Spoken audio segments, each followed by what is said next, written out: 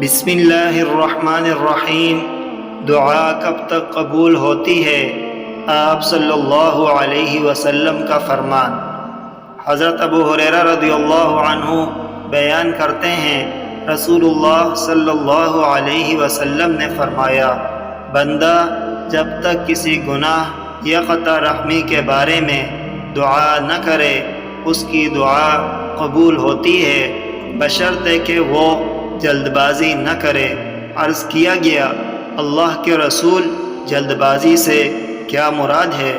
آپ صلی اللہ علیہ وسلم نے فرمایا، وہ کہتا ہے، میں تو بہت دعائیں کر چکا لیکن میری دعا قبول ہی نہیں ہوتی۔ اس صورتحال میں وہ مایوس ہو جاتا ہے اور دعا کرنا چھوڑ دیتا ہے۔ رواہ مسلم والبخاری۔